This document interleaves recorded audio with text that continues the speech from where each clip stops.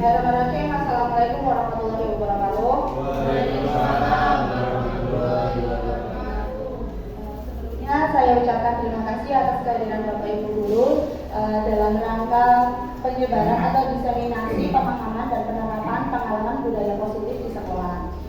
Sebelum kita mulai acara ini, langkah baiknya kita membaca basmalah terlebih dahulu supaya nanti acara diseminasi ini atau penyebaran pemahaman ini dapat berlangsung secara lancar dan tidak ada gangguan atau apapun. Bismillahirrahmanirrahim.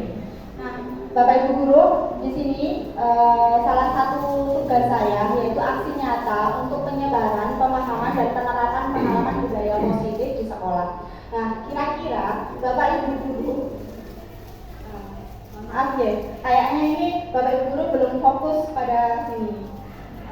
Alangkah baiknya kalau saya memulainya dengan ice breaking terlebih dahulu. Minta tolong untuk Bapak Ibu Guru sekalian berdiri sejenak untuk ice breaking. Supaya apa? Supaya pikiran dan hati kita terpaku pada diseminasi budaya positif di sekolah ini, Bapak. Aku masih ingat dengan lagu Naik Delman, Bapak Ibu. Nah, supaya badan, kemudian kita olahraga, olah rasa dan olah pikir. Jadi mari kita menggerakkan seluruh badan kita serta kita bernyanyi bersama Naik Delman. Untuk gerakannya, yang pertama, pada hari Minggu turun ayah ke kota. Jadi pada hari Minggu turun ayah ke kota. Naik Delman istimewa. Diulang Bu. Siap.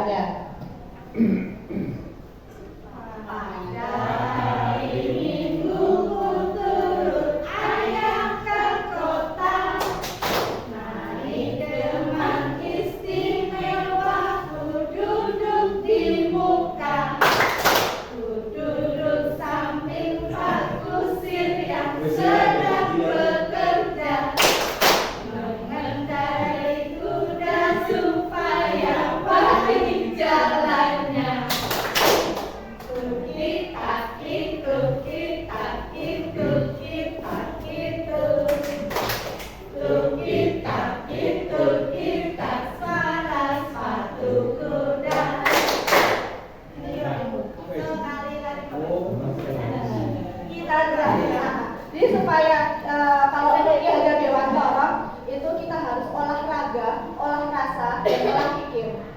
Olahraganya yaitu kita menggerakkan seluruh badan. Olah rasanya kita menggerakkan seluruh badan dengan santai, dengan semangat, dengan senang. Olah pikirnya sambil gerakannya itu kita memikir gerakannya kemana, ke kanan atau ke kiri. Itu kita konsentrasi. Siap ya Bapak Ibu? Kita mulai dari sekarang. 1, 2, 3. Pada hari Minggu ku turun ayah ke kota. Naik Delman istimewa, ku duduk di muka. Ku duduk samping Pak Kusir yang sedang bekerja. Mengendarai kuda supaya baik jalannya. Tukit-tak itu, tukit-tak itu, tukit-tak itu. Tukit-tak itu, kita suara sepatu kuda. Ya, terima kasih. Boleh duduk kembali.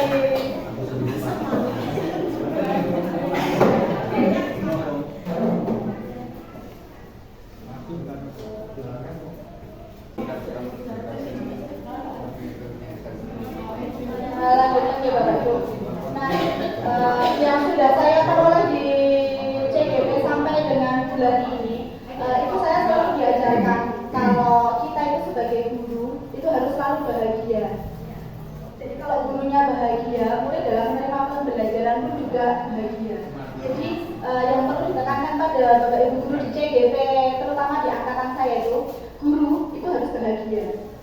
Murid itu tidak membutuhkan guru yang sempurna, tapi murid itu selalu membutuhkan guru yang bahagia. Kalau gurunya sudah bahagia dalam menyampaikan materi, dalam membimbing anak, membimbing murid, itu juga mestinya murid akan menerimanya dengan bahagia. Nah, apa yang disampaikan Bapak Ibu guru akan tertanam dalam otak mereka. Itu yang selalu ditekankan di guru penggerak ini, bahwasanya guru itu harus selalu bahagia. Nah, penerapan budaya positif mungkin di sekolah kita sudah pernah melaksanakan atau mungkin sudah menjadi kebiasaan. Kira-kira ada yang tahu nggak Bu, Pak, budaya positif apa yang sudah diterapkan di sekolah kita? Mungkin ada satu Bapak Ibu guru yang mau menjawabnya. Kira-kira budaya positif apa yang sudah diterapkan di sekolah kita? 3S. Budaya literasi. Salah satu dari budaya yang sudah diterapkan di tempat kita yaitu budaya, kalau tadi dia bilang 3S, tapi sebetulnya bukan 3S lagi Pak, tapi sudah 5S, yaitu setiap pagi kita sebagai guru menyambut siswa itu datang ke sekolah. Kemudian tadi ada yang menyatakan buang sampah pada tempatnya. Iya, di tempat kita sudah budaya positifnya membuang sampah pada tempatnya. Terutama sudah ada 3 tempat sampah yang berbeda, yaitu organik, anorganik maupun yang untuk bahan berbahaya. Itu sudah salah satu budaya positif yang diterapkan. Mungkin dulu sebelum pandemi di tempat kita juga ada budaya positif literasi. Kalau setiap pagi juga ada budaya positif pada waktu Ramadan kemarin membaca Quran atau mengaji. Dan itu adalah salah satu budaya positif yang sudah ada di sekolah kita. Nah, alangkah baiknya budaya positif itu tetap ditanamkan, tetap dilaksanakan, dan tetap dijalankan. Baik dari sekarang yang sudah ada, nanti bisa ditingkatkan menjadi lebih baik lagi. Itu harapan saya ke depannya. Setelah di guru penggerak ini juga dapat mampu mengajak Bapak Ibu guru semua yang ada di sekolah ini untuk selalu menerapkan budaya positif, baik itu di lingkungan sekolah maupun di kelas.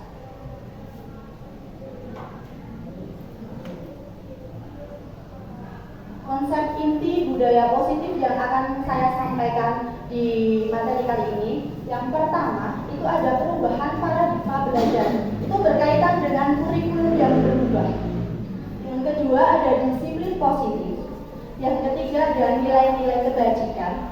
Yang keempat ada kebutuhan dasar manusia. Yang kelima ada motivasi perilaku manusia. Yang keenam ada posisi kontrol diri. Yang ketujuh ada keyakinan kelas. Dan yang terakhir ada segitiga restitusi. Mungkin kalau yang terakhir ini sudah diterapkan oleh Bapak Ibu guru BK dalam menangani permasalahan. Nah, nanti diharapkan untuk penanganan masalah itu segitiga restitusi itu juga bisa diterapkan oleh Bapak Ibu guru semua, baik itu guru mapel maupun guru BK maupun guru bimbingan yang lain. Kita masuk yang pertama, yaitu perubahan paradigma pembelajaran. Pembelajaran dengan paradigma baru. Mungkin pembelajaran ini itu dirancang berdasarkan prinsip pembelajaran diferensiasi. Mungkin tadi di kantor sudah ada yang membahas tentang pembelajaran diferensiasi bersama Pak Marji maupun Pak Arman. Tadi sudah di kantor saya sudah mendengarnya bagaimana pembelajaran diferensiasi. Kalau yang saya dapat untuk pembelajaran diferensiasi ini itu menuntut siswa itu belajar sesuai dengan kebutuhannya berdasarkan tahap perkembangan dan sesuai dengan teori teknologi modern untuk mewujudkan profil pelajar Pancasila. Nah, dari pembelajaran diferensiasi ini mungkin tadi yang dibingungkan itu dalam hal apa istilahnya asesmen. Kalau yang saya dapatkan untuk pembelajaran diferensiasi ini, asesmen itu juga berdasarkan kebutuhan murid atau minat dan bakat muridnya. Misal, di awal sebelum memulai pembelajaran di kelas, itu sebaiknya kita sebagai guru itu mengadakan asesmen diagnostik. Bisa asesmen diagnostik kognitif maupun non-kognitif. Kalau non-kognitif itu biasanya berkaitan dengan individunya siswa. Dia itu senangnya apa? Kalau belajar itu sukanya belajar yang bagaimana? Dan dia itu menyukai hobinya apa, warnanya apa. Nah, asesmen diagnostik ini diharapkan sebagai tahap awal dalam kita menentukan asesmen yang akan dilakukan di akhirnya atau yang sering kita kenal dengan formatif. Nah, ini sesuai untuk mewujudkan profil pelajar Pancasila yang kita kenal dengan 6 dimensi profil pelajar Pancasila. Diharapkan pembelajaran paradigma baru ini menghasilkan pelajar atau murid yang mempunyai 6 dimensi profil pelajar Pancasila, mulai dari beriman dan bertakwa kepada Tuhan Yang Maha Esa sampai dengan bernalar kritis. Sampai di sini ada yang mau ditanyakan Bapak Ibu Guru? Loh, kita lanjutkan. Di sini kita sebagai guru dapat terjadi miskonsepsi tentang teori kontrol. Nah, untuk yang di depan itu adalah posisinya murid, yang di belakang itu adalah kita sebagai guru. Jadi murid itu diibaratkan seperti boneka. Kalau kita zaman dahulu murid itu diibaratkan seperti boneka. Nah, miskonsepsi yang pertama, guru itu mengontrol murid. Jadi murid itu kendali di atas kendali guru. Murid itu miliknya guru. Kemudian ilusi bahwa semua penguatan positif itu efektif dan bermanfaat. Belum tentu semua penguatan positif yang diberikan Bapak Ibu Guru itu bermanfaat bagi siswa. Kemudian kritik dan membuat rasa bersalah itu mampu menguatkan karakter. Padahal tidak semua kritik dan membuat rasa bersalah itu dapat menguatkan karakter siswa atau murid.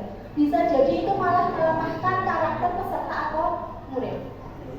Nanti kita bahas di belakang tentang posisi kontrol kita sebagai guru. Itu harusnya kita sebagai guru harus di posisi kontrol yang keberapa.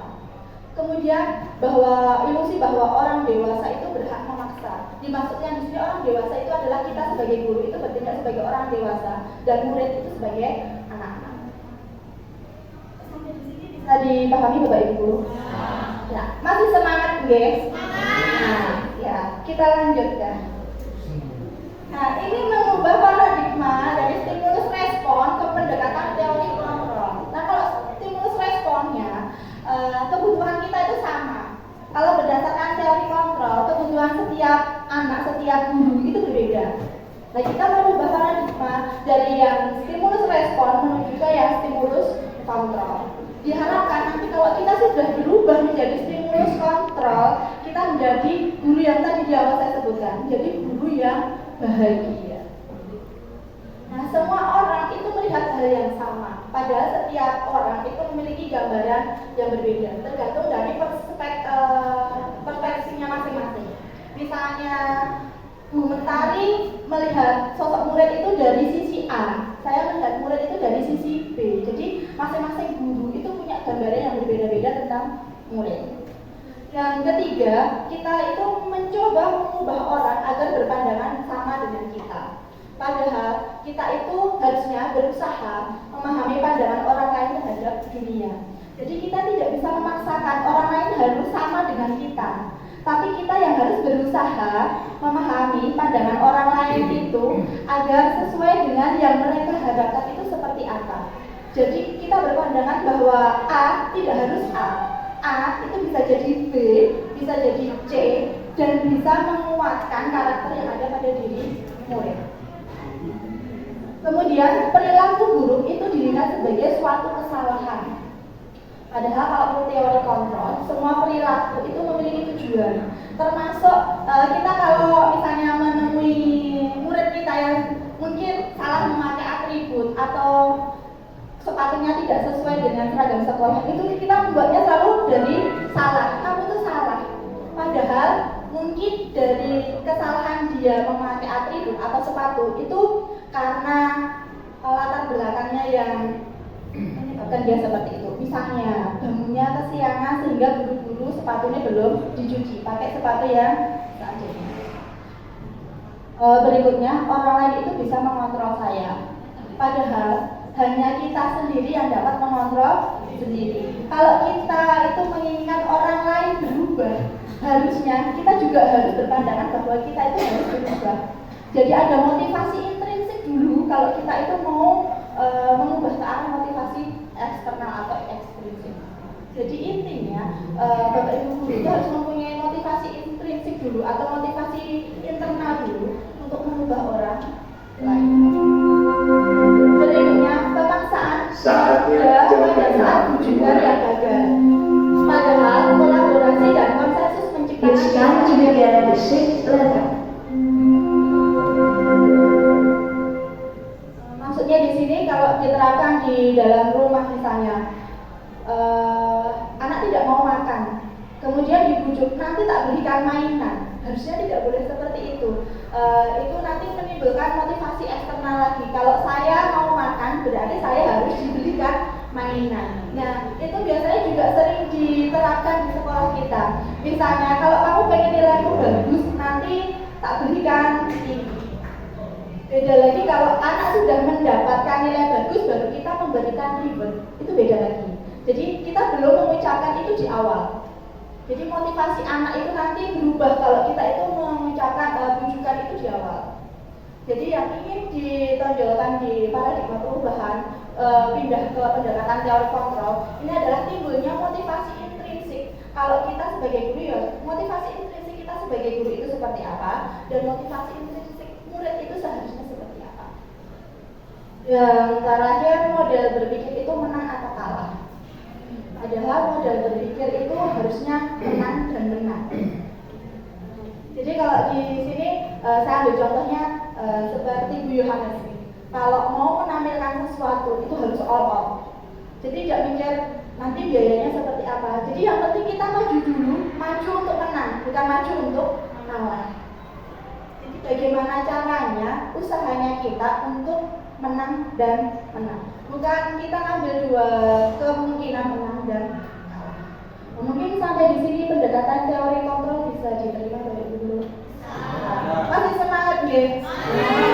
Mungkin bisa sambil menikmati hidangan yang ada.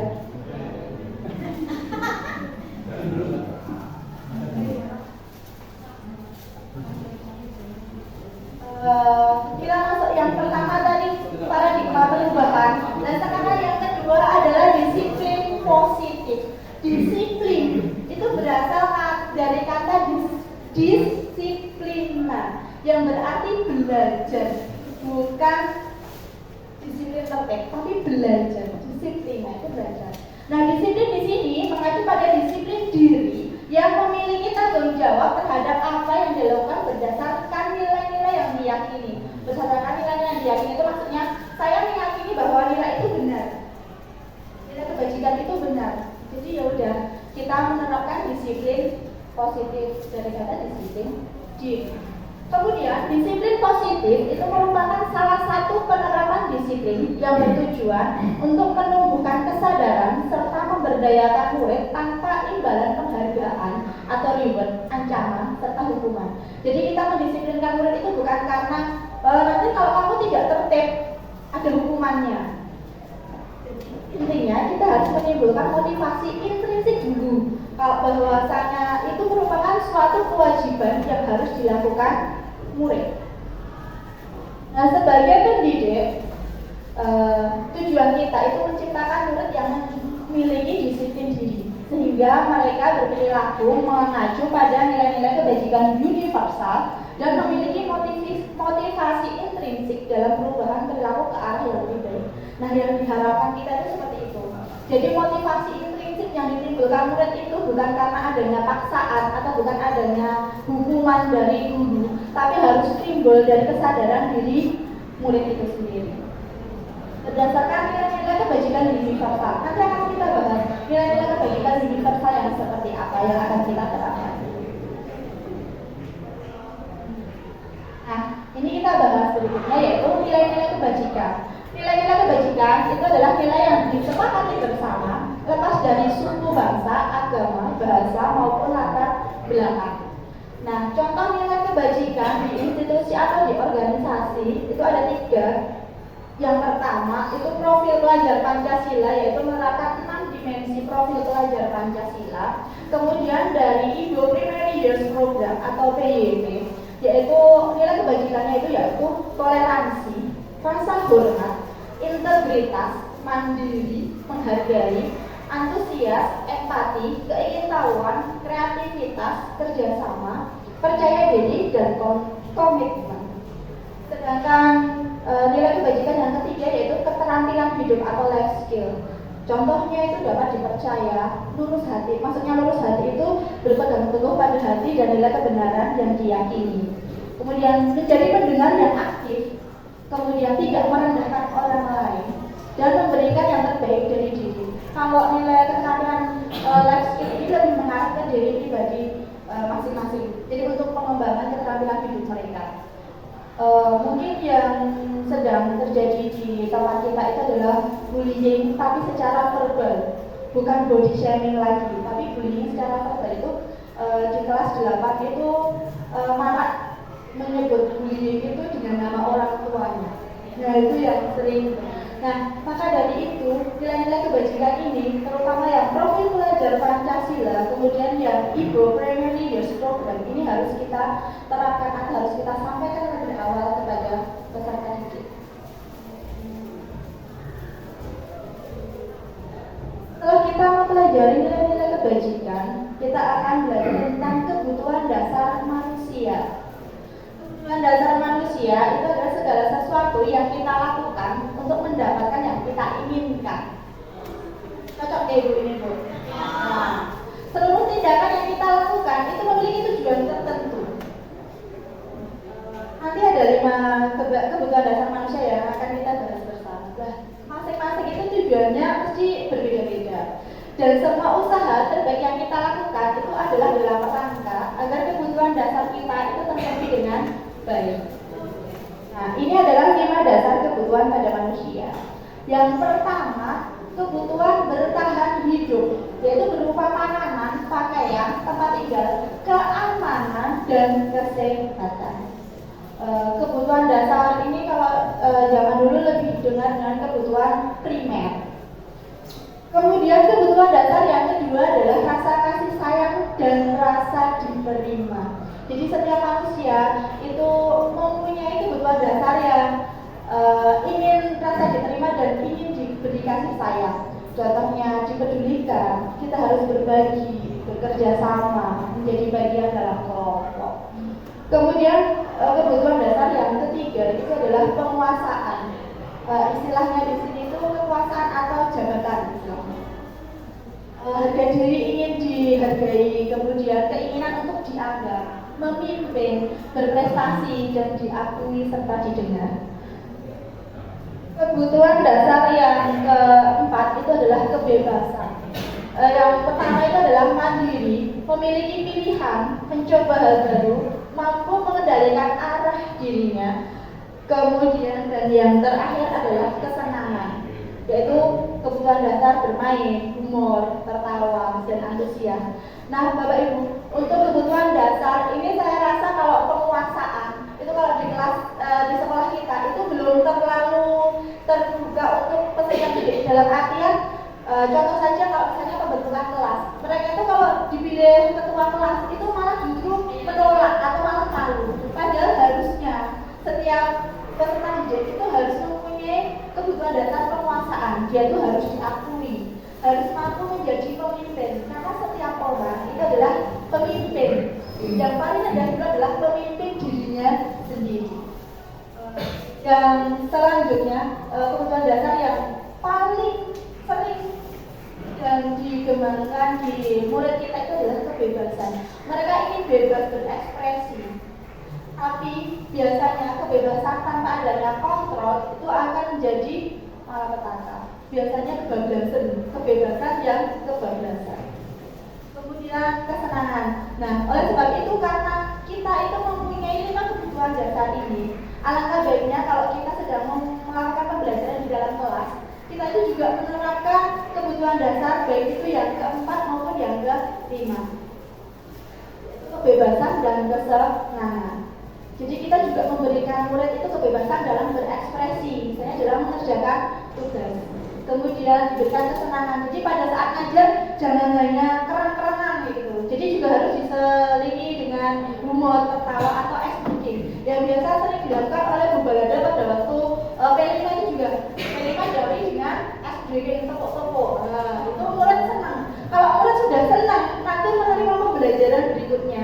tidak murid itu antusias. Itu berdasarkan teori. Tapi biasanya kalau di tempat saya kalau udah senang, nah kalau misalnya habis itu langsung beralih ke materi, itu jadi lesu lagi.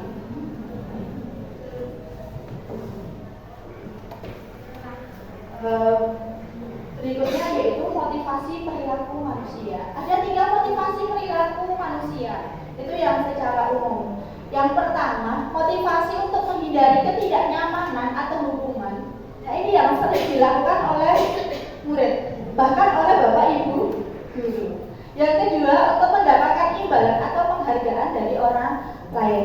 Nah, kedua motivasi ini namanya adalah motivasi secara ekstrinsik atau eksternal. Motivasi yang timbul dari orang lain, merasa ingin dihargai, merasa ingin disanjung, mendapatkan penghargaan. Yang pertama itu biasanya menghindari hukuman. Engkau udah aku dihukum Pak Kepala, makanya aku mangkat isu. Padahal harusnya kita sebagai guru itu motivasi perilaku itu harusnya timbul yang nomor 3, untuk menjadi orang yang mereka inginkan dan menghargai diri. Saya berangkat pagi karena saya itu ingin menghargai diri saya sendiri atas kewajiban saya dan tanggung jawab saya sebagai guru, dan juga ingin menjadi teladan bagi siswa dengan nilai-nilai yang mereka percaya itu nilai keteladanan. Nah, harusnya anak itu juga kalau misalnya melakukan sesuatu itu diusahakan untuk yang lebih ke motivasi intrinsiknya. Jadi menunjukkan minat dan bakat mereka. Jadi ditunjukkan dulu secara maksimal. Baru nanti kalau misalnya mendapatkan motivasi ekstrinsik itu berapa bonus.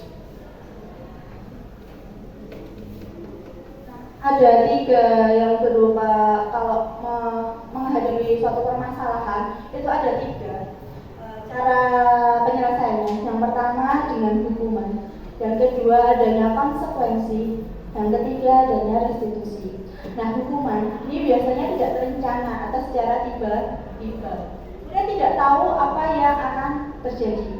Dan hukuman ini biasanya bersifat satu arah dari guru ke murid. Kemudian berupa hukuman baik itu fisik maupun psikis. Psikis itu biasanya berupa kata-kata verbal.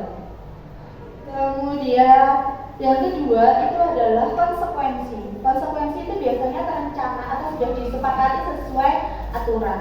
Nah, tapi dengan konsekuensi ini murid tetap dibuat tidak nyaman karena mereka tidak terlibat langsung dalam pembuatan konsekuensinya.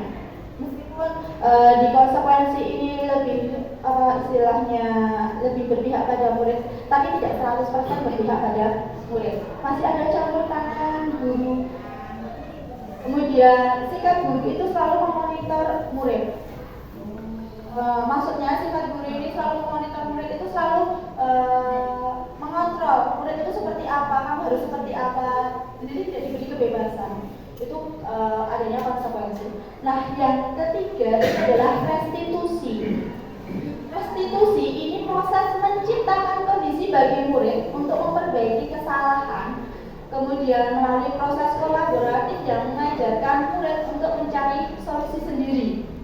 Nah, biasanya dalam menyelesaikan masalah, kalau kita menemui murid yang misalnya di pagi hari aja dalam di hari Senin terlambat pelajaran atau terlambat mengikuti upacara, kita langsung menghukumnya. Padahal di situ tidak ada aturan tata tertib dan sebagainya. Kita langsung menghukumnya. Silakan berdiri di situ 1 jam hormat berbeda. Nah, itu juga pasti kadang saya lakukan kalau di hari Senin. Misalnya ketemu dengan murid, Mas, jamnya siapa? Jamnya ini Bu, kok di luar? Ayo nyilangi tangan dulu. Nah, biasanya seperti itu berubah hukuman. Jadi tidak terencana. Hukumannya seperti apa? Bebas sekenanya. Nah, itu harusnya mulai dari sekarang dikurangi. Kita beralih menuju ke restitusi. Nah, ini 5 posisi kontrol guru. Yang pertama, kita itu sebagai penghukum. Yang kedua, kita itu sebagai pembuat rasa bersalah. Yang ketiga, kita itu sebagai teman. Yang keempat, kita itu sebagai pemantau. Yang kelima, kita itu sebagai manajer. Nah, kira-kira dari 5 posisi kontrol itu, kira-kira Bapak Ibu guru itu seringnya berada di posisi yang keberapa dan posisi yang mana? Ada yang pemantau, ada yang pendukung, ada yang teman. Ya, rata-rata mungkin tadi ya disebutkan rata-rata pendukung. Nah mungkin nanti ada perbedaannya masing-masing. Dalam satu kasus saja, kalau saya pribadi, saya itu baru mau beralih dari pembuat rasa bersalah, mau beralih menjadi posisi manajer. Manajer di sini bukan berarti kita sebagai kepala sekolah loh, gitu. Nah, manajer di sini kita adalah posisi kontrol guru itu yang paling tinggi, itu adalah kita sebagai manajer. Kalau saya selama ini lebih ke pembuat rasa bersalah. Nah, setelah dipelajari ternyata pembuat rasa bersalah itu dampaknya bagi psikis anak itu sampai dewasa masih terkena. Nah, itu yang saya pelajari kemarin seperti itu Bapak Ibu. Jadi mulai dari sekarang untuk yang pembuat rasa bersalah itu lebih dikurangi lagi. Nah, ini ada satu kasus murid itu tidak memakai atribut lengkap saat upacara bendera. Nah, ini biasanya yang sering dilakukan Pak Sena, hormat pada bendera selama 1 jam atau silakan berbaris di depan bendera selama 1 jam.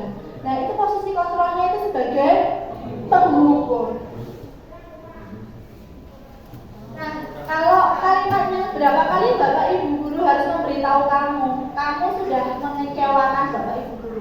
Kalau ada istilah kamu sudah mengecewakan, itu berarti posisi kontrol kita adalah sebagai pembuat rasa bersalah. Mungkin kalau di kelas seringnya itu Bapak Ibu guru atau saya pribadi itu gini, apakah kamu nggak kasihan sama orang tua kamu yang sudah membiayai kamu kok kamu di sekolah nakal? Padahal kita tidak tahu latar belakang psikis anak itu seperti apa. Dan ternyata setelah kemarin didiskusikan bersama teman-teman yang lain, itu membuat traumatik yang mendalam bagi si anak itu kalau misalnya dikatakan seperti itu. Kemudian ada yang ketiga, kalau kita sebagai teman posisi kontrolnya itu biasanya ngajak. Nah ini biasanya yang sering dilakukan sama guru-guru muda atau bahkan guru senior yang humble. Istilah kemarin saya dapat istilah baru dari Pak Johar itu humble, guru yang humble. Nah ini biasanya sering menjadikan posisi kontrol sebagai teman biasanya. Ayo dong ikuti aturan, bantu ibu ya, bantu bapak ya, tolong ya. Nah kata-kata diawali dari kata-kata seperti itu, kita itu sudah memposisikan diri kita ada di posisi kontrol yang keberapa.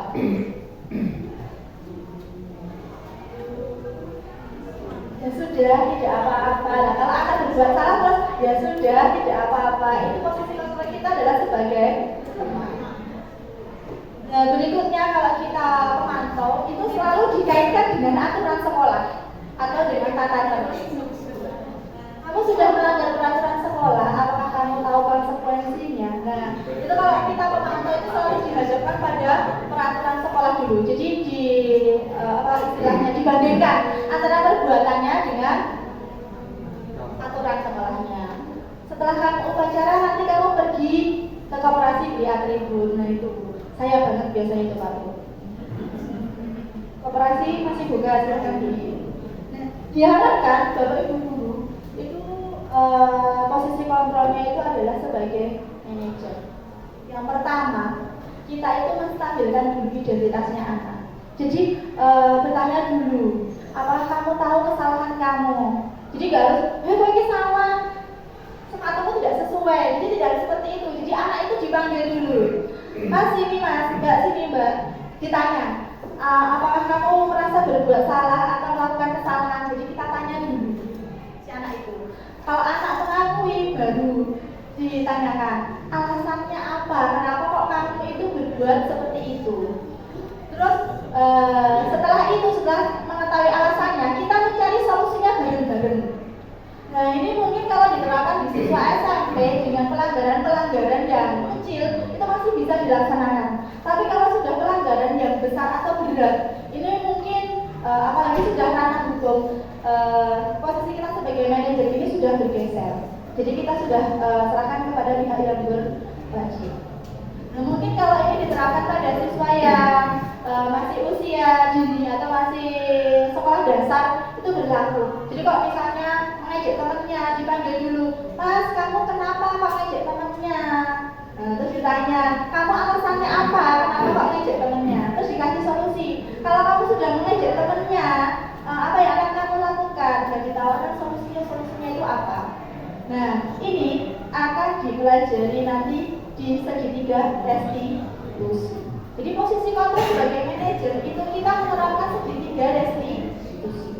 Nah, Bapak Ibu guru, supaya tidak sepakat, ini saya ada beberapa pernyataan. Kira-kira kalau pernyataan saya seperti itu, kita itu berada di posisi kontrol yang mana? Pernyataan yang pertama. Nah, kira-kira ini kita sebagai posisi kontrol yang mana, Bapak Ibu?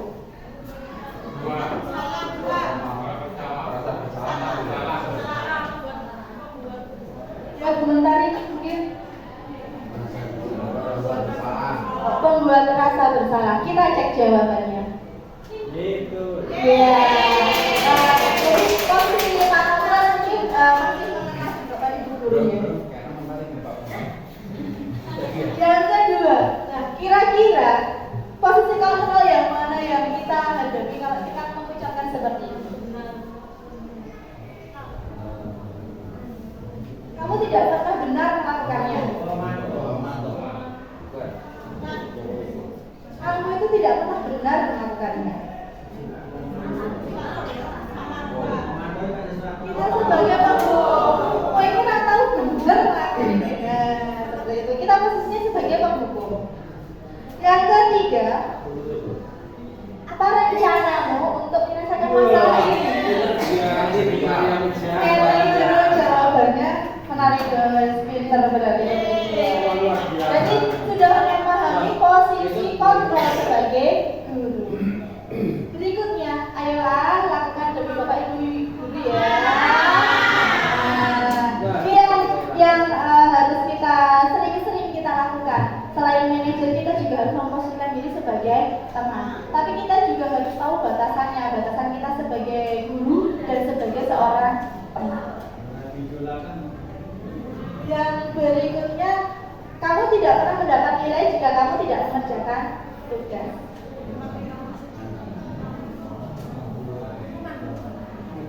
Kamu itu tidak pernah mendapatkan nilai jika kamu tidak mengerjakan tugas. Ayo, guru-guru.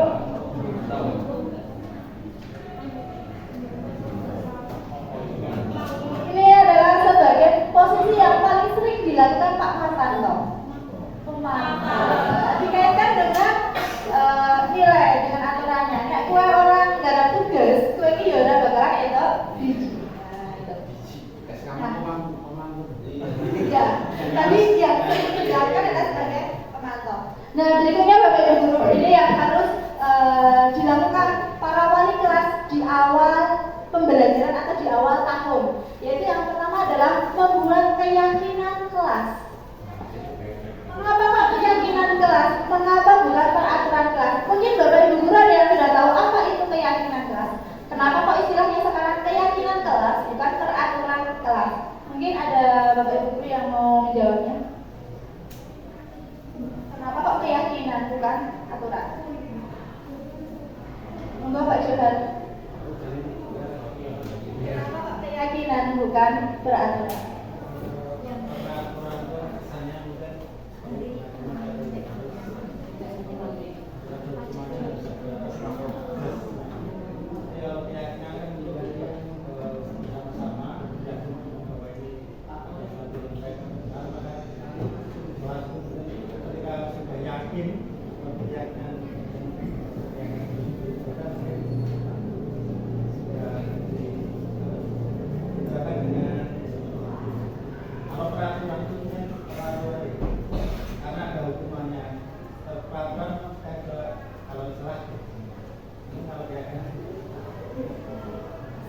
Buat Pak Johan. Jadi ternyata Bapak Ibu guru sudah paham kalau kita itu harusnya bikinnya keyakinan kelas. Kenapa kok bukan peraturan kelas?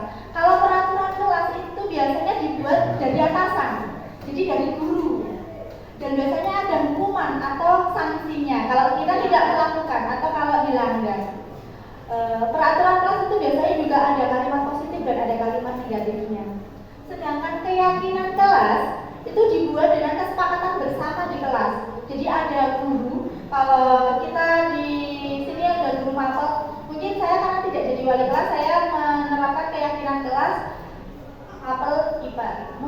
menjadi wali kelas bisa nanti menerapkan atau membuat keyakinan kelasnya masing-masing dalam bentuk kalimat positif. Jadi dibuat bersama-sama, kesepakatan antara seluruh anggota kelas dengan guru. Nah, keyakinan kelas ini bagaimana kalau ada siswa yang melanggar? Tidak ada hukuman, tidak ada sanksi bagi guru. Tapi lebih ke penyelesaian lebih ke segitiga restitusi tadi. Ditanya kembali, misalnya keyakinan kelasnya menjaga kebersihan lingkungan kelas. Tapi ada anak yang membuang sampah sembarangan. Nah, ditanya lagi, teman satu kelasnya itu menegur. Loh kan kemarin kita sudah buat keyakinan kelas kalau kita harus menjaga kebersihan lingkungan. Apa kamu lupa? Jadi diingatkan kembali dengan keyakinan yang sudah disepakati. Ya. Ini kasus misalnya di kelas yang saya tarik. Ini semacam keyakinan yang timbul dari anak. Ketika anak itu dapat dalam mereka itu ketika anak tidak bawa paket itu nilai 500. Ketika anak tidak habis bawa itu nilai 500. Itu yang buat paket itu termasuk keyakinan kelas atau termasuk beberapa peraturan. Kalau dari permasalahan Pak Johan tadi karena ada denda itu ada konsekuensinya, itu lebih ke kesepakatan kelas. Jadi ada peraturan kelas, ada kesepakatan kelas, ada keyakinan kelas. Nah, keyakinan kelas ini dibuat berdasarkan kesepakatan juga, tapi tidak ada sanksi, tidak ada denda, tidak ada hukuman. Jadi lebih ke motivasi intrinsiknya. Jadi menimbulkan motivasi dari dalam diri untuk meyakininya. Oh, kalau saya itu keyakinan kelasnya harus disiplin. Jadi itu harus timbul dari dalam dirinya untuk berbuat disiplin. Ini perbedaannya di situ. Kalau kesepakatan kelas itu masih ada denda, sanksi atau hukuman. Apa seperti itu bisa diterapkan di kelas ya? Karena masih di level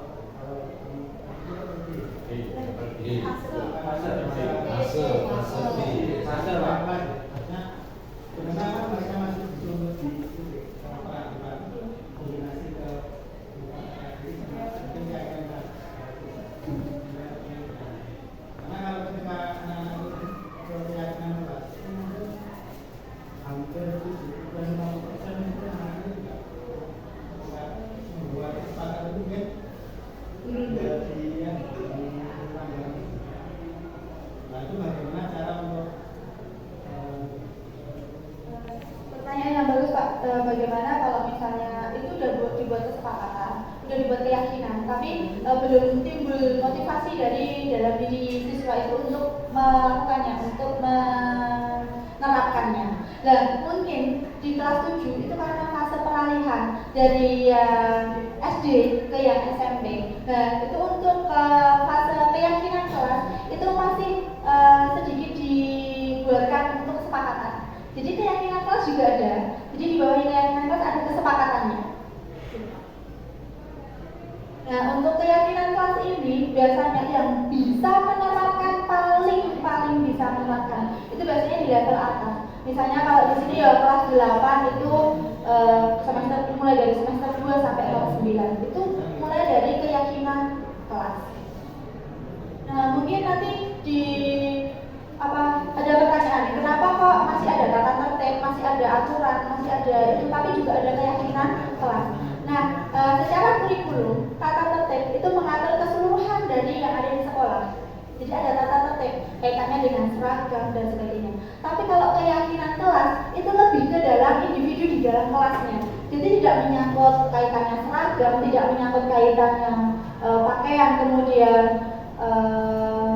waktu masuk, waktu pembelajaran itu tidak.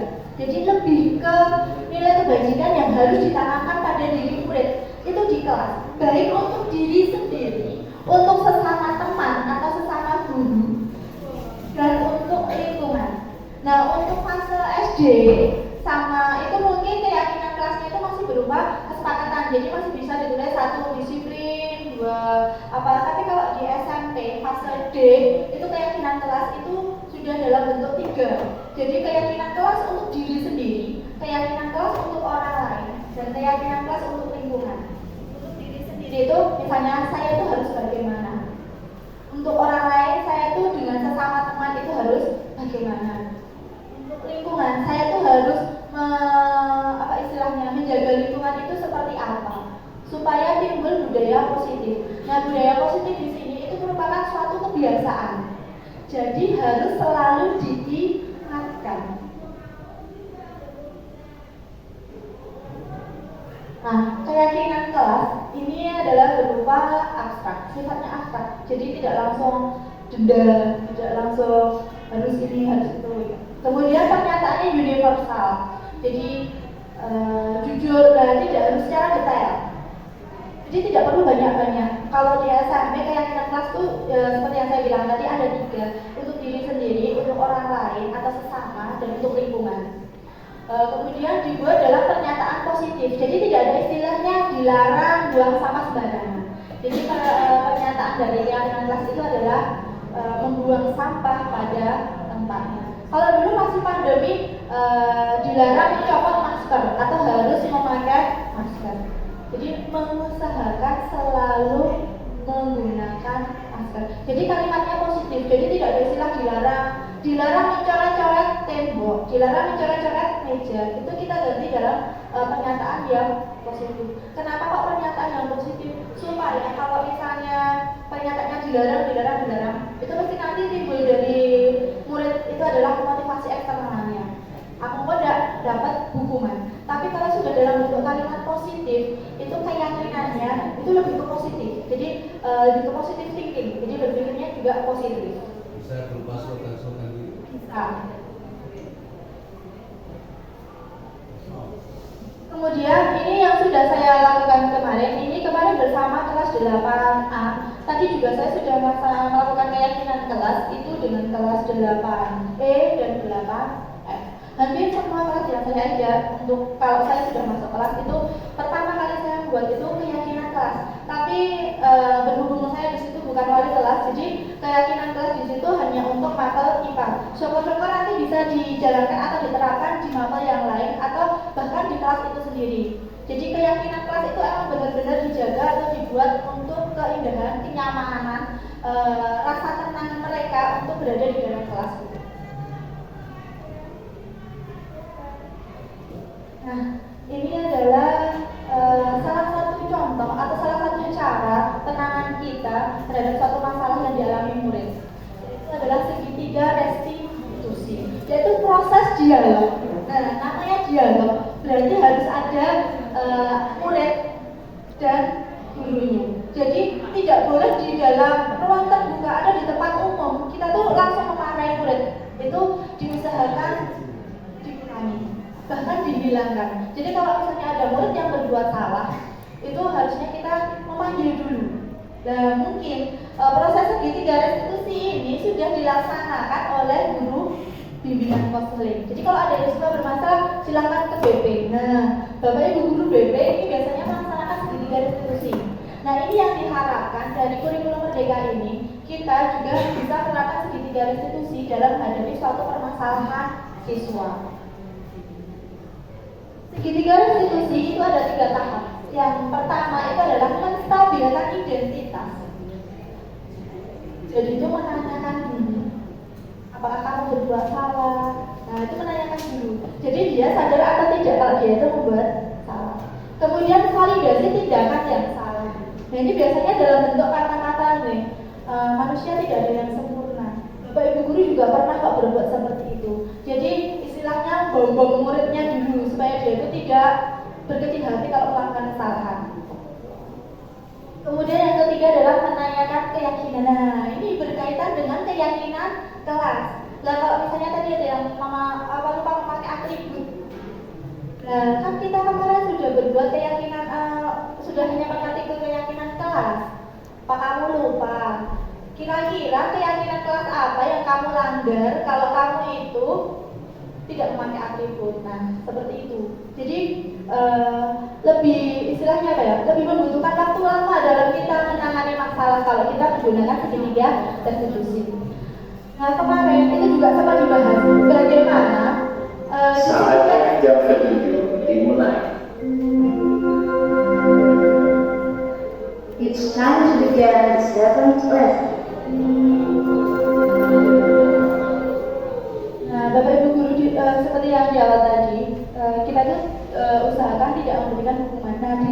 restitusi ini tidak ada hukuman sama sekali. Nah, kemarin juga masih menjadi perdebatan. Bagaimana kalau misalnya kita tidak memberi hukuman? Nah, seandainya muridnya itu ngapor-ngapori ke temannya, aku bolos sih, gue ditakoni ini, gue kayak tidak dikasih hukuman, cuman ya sudah, tidak apa-apa. Nah, itu nanti akan menyebar. Kalau misalnya ada masalah-masalah yang tidak bisa diselesaikan seperti itu, kita kembali lagi ke tata tertib sekolah. Ya, akhirnya kembali lagi ke hukuman kalau seandainya itu sudah benar-benar tidak bisa dilakukan segitiga restitusi. Batasan-batasannya seperti apa? Biasanya adalah pelanggaran yang berat. Contoh, apalagi kalau sudah merambah ke ranah hukum, kita tidak bisa menerapkan segitiga restitusi. Nah, tahapan yang pertama itu adalah menstabilkan identitas. Itu berdasarkan prinsip membuat kesalahan itu adalah bagian dari proses pembelajaran. Contoh, kalau dalam kehidupan sehari-hari misalnya kita mau membuat bolu, percobaan pertama gagal. Jadi proses gagal itu kita mencoba lagi untuk membuat. Wajar kok, kan kita buat salah. Oh, tadi memasukkan bahan-bahannya keliru, harusnya stepnya urut, tapi ternyata tidak. Jadi berdasarkan prinsip kesalahan itu adalah proses pembelajaran. Nah, kalimat-kalimat yang sering diucapkan itu ya, berbuat salah itu wajar. Tidak ada manusia yang sempurna. Bapak Ibu guru juga pernah melakukan itu. Kamu berhak melakukan itu. Saya kalau pembelaan diri, kamu berhak kok melakukan itu. Bapak Ibu tidak ingin mencari siapa yang salah, tapi ingin mencari solusi. Ini adalah tahapan menstabilkan identitas. Nah, tahapan yang berikutnya itu adalah validasi tindakan yang salah. Itu berdasarkan prinsip setiap perilaku itu berupaya memenuhi suatu kebutuhan. Kebutuhan dasar manusia tadi. Apakah untuk kesenangan, apakah untuk mencari identitas atau pengakuan atau penguasaan atau kebebasan itu tadi. Kamu pasti punya alasan mengapa melakukan itu. Padahal kamu bisa melakukan yang lebih buruk dari ini. Kamu patut bangga karena telah melindungi hal yang penting buat kamu. Misalnya, ini pembelaan kalau misalnya ada teman yang mengorek-orek meja kemudian dibentak. Nah, validasi tindakan yang salah biasanya kan yang dilaporkan yang membentak, padahal seharusnya yang salah yang mencoret-coret meja tadi. Berikutnya menanyakan keyakinan. Berdasarkan prinsip teori kontrol, kita sebagai teman, pendukung, memberi rasa bersalah apa-apa. Dan itu harus timbul dari motivasi intrinsik. Menanyakan apa keyakinan kelas kita, nilai-nilai apa yang telah disepakati bersama. Apakah kamu ingin jadi orang yang seperti apa? Nah, ini kemarin saya sudah praktek penerapan segitiga restitusi. Kasusnya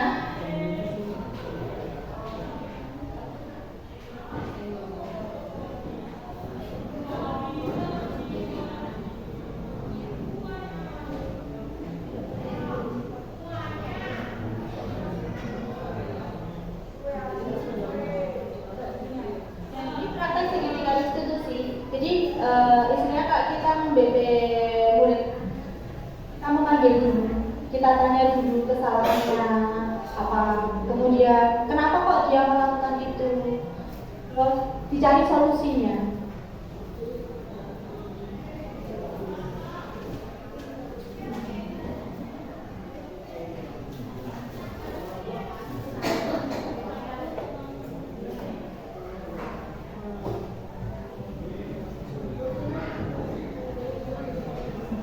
Contoh penerapan segitiga restitusi.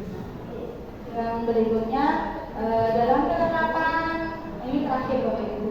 Dari sini kita tanya jawab secara singkat saja. Dalam penerapan program disiplin positif itu hendaknya guru memiliki standar kepribadian profesional, sosial maupun pedagogik dengan baik, di mana guru itu mampu merefleksi dirinya dalam posisi kontrol saat ini. Jadi kita harus merefleksi, kita itu sedang berada di posisi kontrol yang mana dari kelima itu. Bagaimana perjalanan dirinya sebagai among atau manajer? Apakah kita itu sudah berada pada posisi among?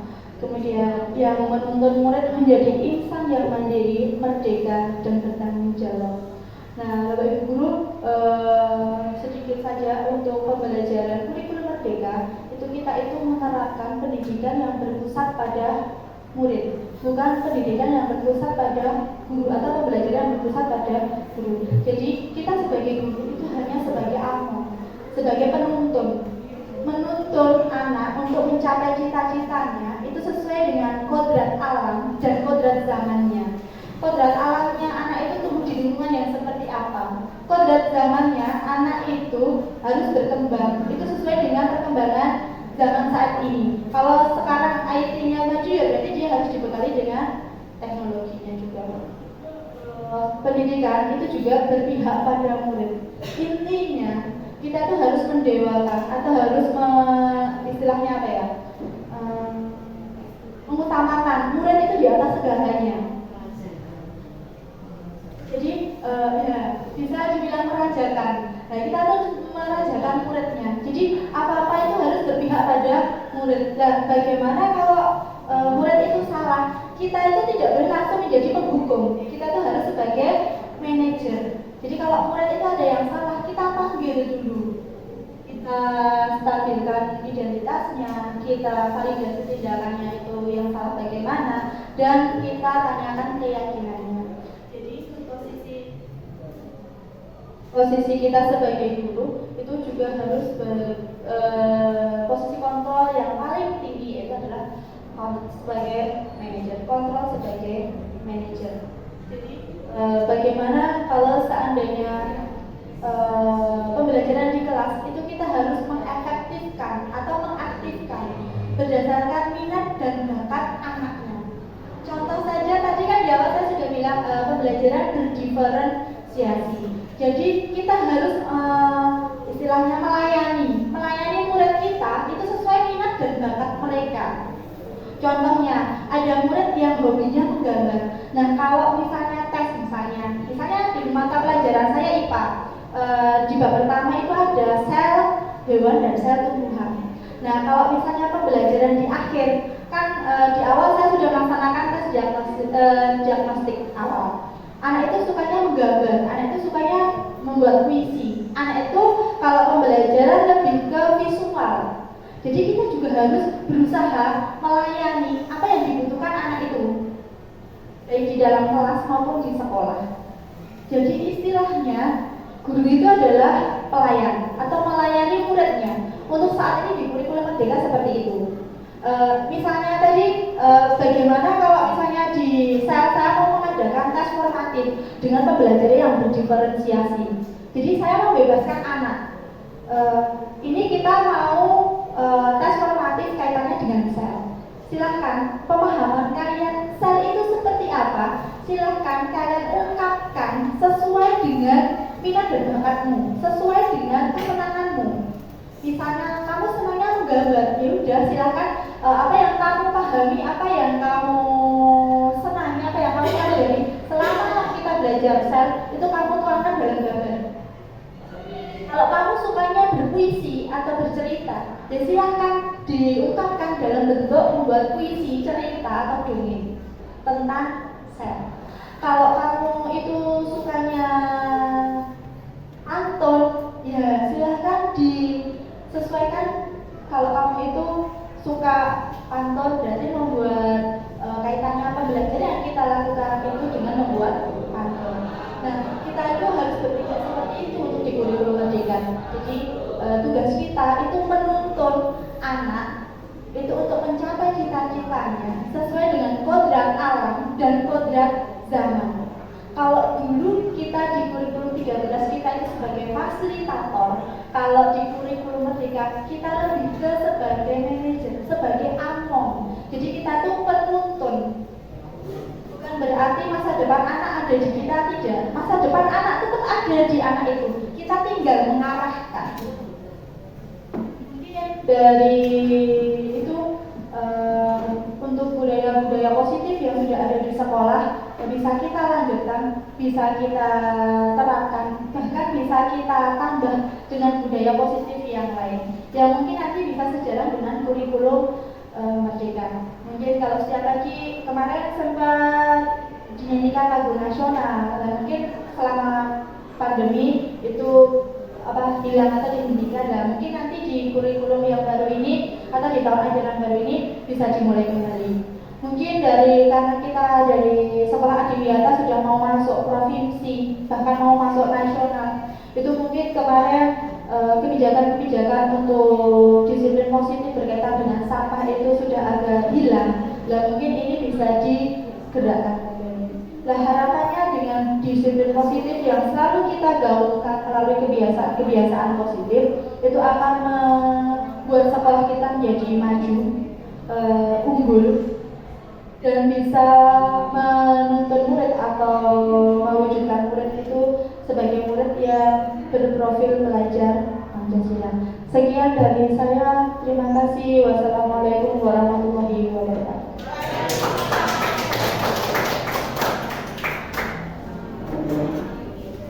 Karena tadi kita awali dengan bacaan basmalah, untuk diseminasi siang hari ini, mari kita akhiri dengan bacaan hamdalah bersama-sama.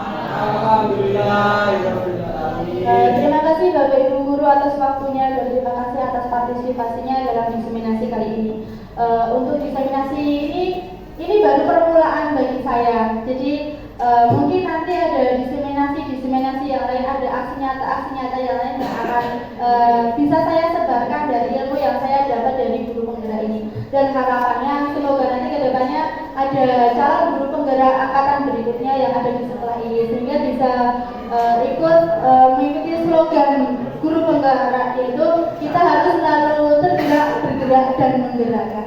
Tergerak dari diri sendiri, bergerak untuk diri sendiri, dan menggerakkan untuk orang lain. Terima kasih. Assalamualaikum warahmatullahi wabarakatuh.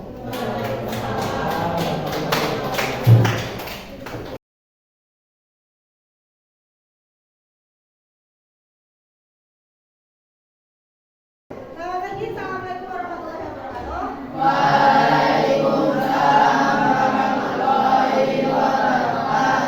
Sebelum masuk ke pembelajaran, sebelumnya saya ucapkan terlebih dahulu selamat datang, selamat bergabung kembali di kelas yang baru, tapi dengan teman yang lama. Mungkin kalau di kelas 8 kita tidak diajak berhubungan dengan ini temannya nanti sampai 3 tahun temannya ini terus. Jadi silakan kalian masing-masing dari kalian mempererat tali silaturahmi dan tali keluargaan serta tali persahabatan supaya lebih akrab dan lebih kompak. Nah, ngomong-ngomong sebelum memasuki pembelajaran baru, perkenalkan, ada yang sudah kenal dengan saya? Nah, kalau kalian ikut pramuka pasti kenal dengan saya. Perkenalkan, nama saya Lili Yulianti di kelas 8A.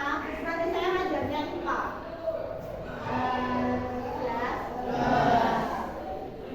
Sebelum saya lanjutkan, terlebih dahulu kalau di pembelajaran atau di kelas itu biasanya ada yang namanya tata tertib, ada yang namanya aturan. Nah, sekarang ada istilah baru namanya keyakinan. Kalau peraturan ya, peraturan apa tuh peraturan? Tata tertib, peraturan tata tertib. Kalau keyakinan, nah ini bedanya sebenarnya hampir sama, tapi bedanya kalau peraturan atau tata tertib itu biasanya dari Bapak Ibu guru untuk kalian. Dan kalimatnya biasanya negatif. Saya dilarang coret-coret, dilarang mengotori kelas, pakai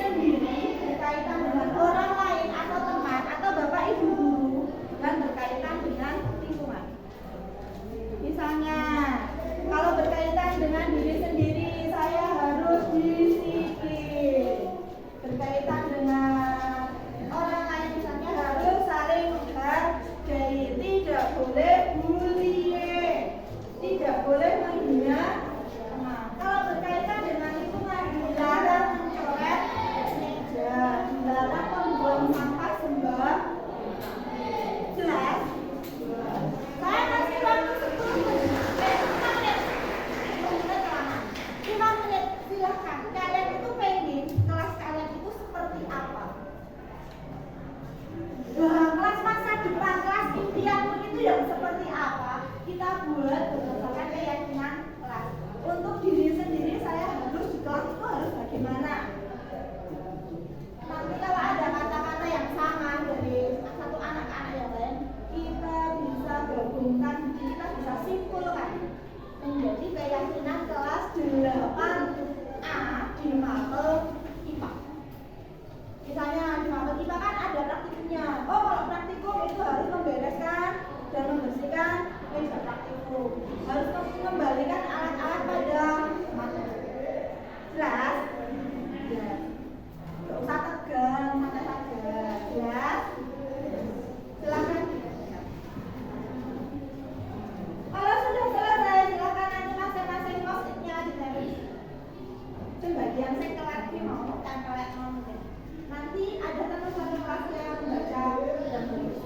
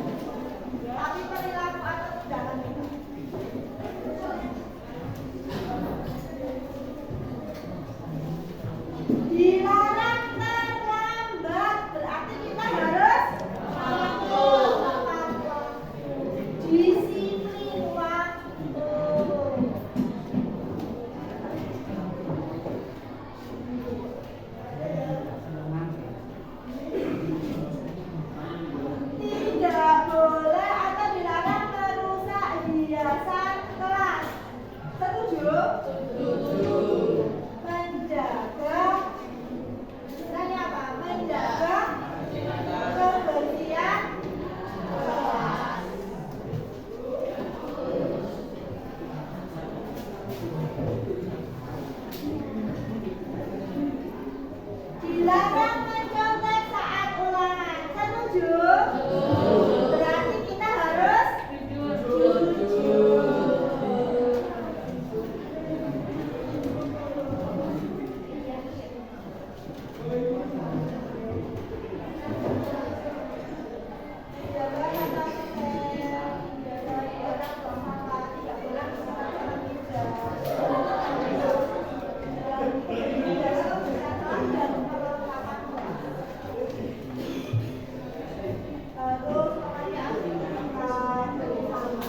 Ini rata-rata isinya itu tidak boleh mengejek teman dengan nama orang tua.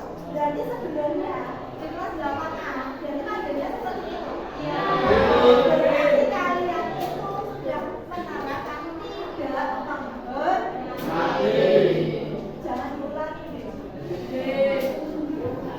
Kita sudah mendapatkan 8 keyakinan kelas. Nah, keyakinan kelas ini akan kita bagi. Yang pertama untuk diri sendiri.